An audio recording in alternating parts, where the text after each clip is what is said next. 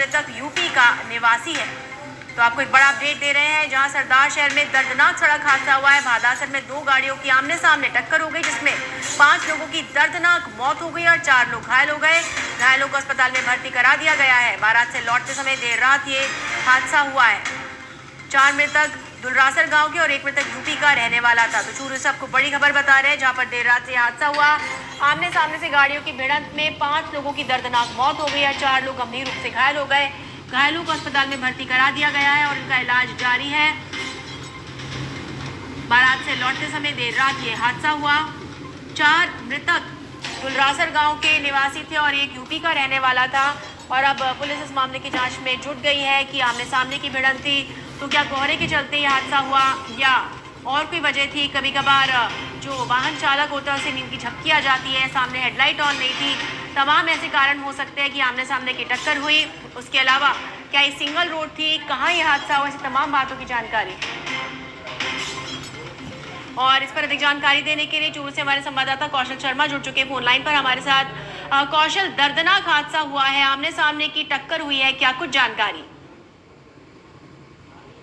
जी, मैं आप दर्शकों को बताना चाहूंगा कि सरदार शहर के भादासर के पास एक दर्दनाक हादसा कहा जा सकता है। इसे आमने सामने की 2 गाड़ियों में भिड़ंत हुई है, जबरदस्त भिड़ंत की परखच्चे उड़ गए गाड़ियों के। दर्दनाक सड़क हादसे में 5 जनों की मौत हुई है। 4 लोग तो हैं वो दुलरासर गांव के हैं, वहीं 1 मृतक है वो यूपी का बताया जा रहा है। फिलहाल पुलिस पूरे पहलुओं की जांच कर रही है कि एक्सीडेंट आखिर कैसे हुआ। आमने सामने की भिड़ंत है।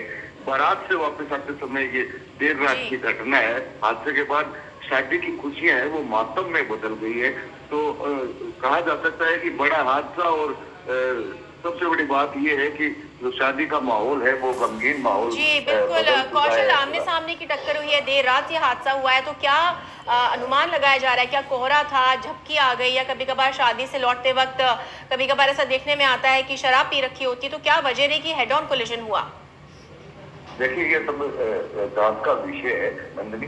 मैं यहाँ बताना चाहूंगा कि जो रात्रि के अंदर कई कारण हो सकते हैं, जैसे फोग भी है। अभी जिले के अंदर फोग शाम को 9 बजे के बाद ही फोग का जो सिस्टम है वो रहता है। इसके अलावा तो सामने से हेडलाइट की भी जो समस्या है कि दिखाई नहीं देता, वो की भी बात हो सकती है। इसके अलावा इससे भी ये भी नकारा नहीं जा सकता कि शादी के समय में जो शराब का जो सेवन है वो लोग करते हैं।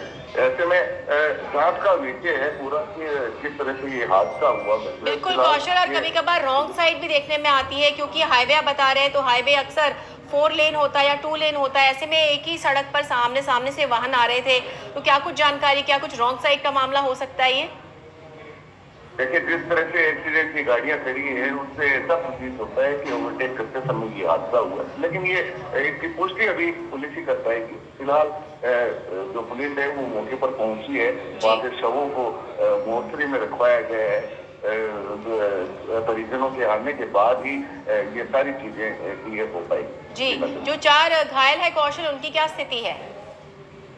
खतरे से बाहर बताए जा रहे हैं। बाकी इनमें से मेरे हिसाब से 2 लोगों को अन्यत्र रेफर किया जाएगा। जी कौशल, तमाम जानकारी के लिए बहुत बहुत धन्यवाद।